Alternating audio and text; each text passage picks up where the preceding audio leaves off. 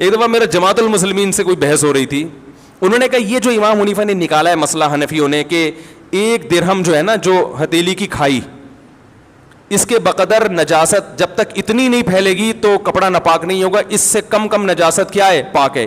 1-2 قطرے اگر پیشاب کے شلوار پہ لگ گئے تو وہ نماز ہو جائے گی. یہ کہاں سے نکالا ہے؟ اور وہ بڑا پروپیگنڈا کر رہے تھے, جماعت المسلمین کے تھے, یہ کہاں سے نکالا؟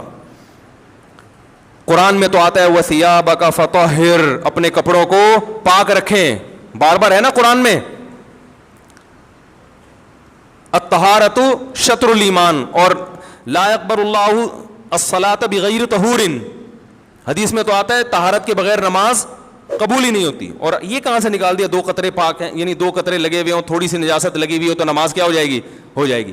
وہ بڑا پروپیگنڈا کر رہے تھے, 8-10 سال پرانی بات ہے. ہر جگہ دیکھو قرآن کے خلاف ابو حنیفہ کا مسلک, حنفی لوگ امام ابو حنیفہ کی اندھی تقلید کرتے ہیں اور قرآن حدیث کو چھوڑ دیتے ہیں. قرآن میں تو کہیں نہیں ہے, تو وہ مجھے کہیں ہم چلے گئے, ان کی کوئی کمبختی تھی یا کیا تھا واللہ عالم.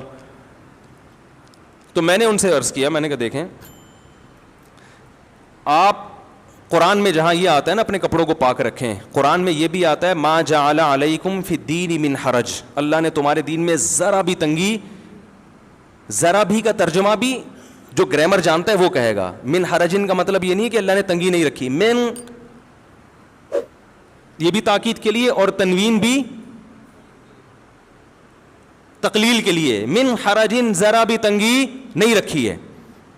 میں نے کہا ایک حدیث. دوسری بات یہ کہ صحابہ کرام جب استنجا کیا کرتے تھے تو سب کے پاس پانی میسر نہیں تھا, ڈھیلوں سے استنجا ہوا کرتا تھا.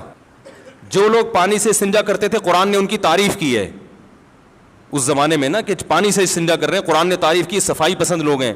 صحابہ میں اکثریت اس لیے کہ ایسے واش روم نہیں تھے, عرب میں تو پانی کا حصول بہت مشکل تھا.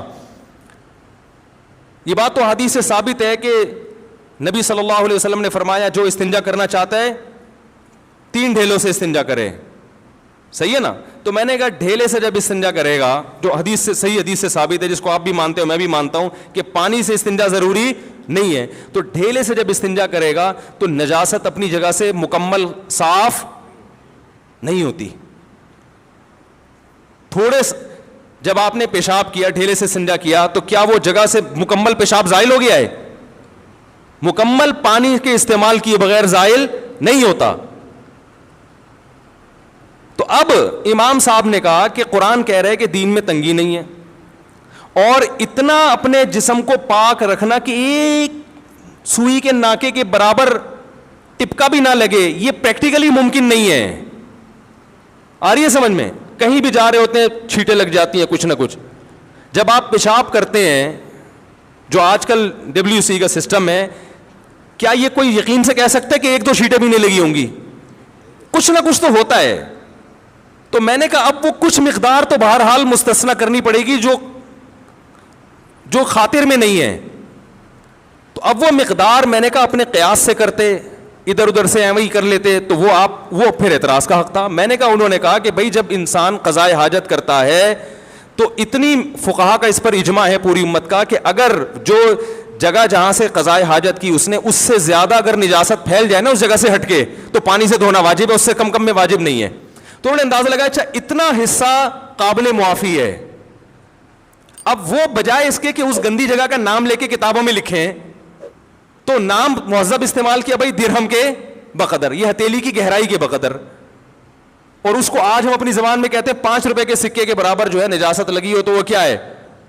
اب کوئی 5 روپے کا سکہ تو بخاری میں کہیں نہیں ہے, تو یہ پاگل ہونے کی علامت ہے آپ کے. آپ مدرسے میں بیٹھ کے پراپر علم حاصل کرو تو آپ کو 5 کے سکے بھی نظر آئیں گے اور 10 کے نوٹ بھی نظر آئیں گے انشاءاللہ. آئی بات سمجھے؟ تو انہوں نے یہاں سے نکالا ہے کہ شریعت نے صرف ڈھیلے سے استنجا کافی سمجھا, حالانکہ وہ جگہ پاک نہیں ہوتی. پتہ چلا اتنی نجاست شریعت میں قابل معافی ہے. تو اس کی تعبیر مہذب انداز سے کہ بھائی ہتھیلی کی گہرائی کے بقدر, یا یہ کہ درہم اتنا سا سکہ ہوا کرتا تھا اس کے بقدر. تو میں نے کہا آپ بتا دو, اگر یہ دلیل غلط ہے تو پھر آپ بتا دو کتنی نجاست, تھوڑی نجاست معاف ہے, یہ تو پوری امت کا اجماع ہے. اور یہ تو آپ جب تنہائی میں بیٹھ کے غور کرو گے نا, آپ بولو گے بھائی ایسا نہیں ہو سکتا کہ ایک چھینٹا بھی نہ پڑے, ٹھیک ہے نا. آپ بھی کہو گے یار یہ تو نہیں ہو سکتا, ناممکن ہے.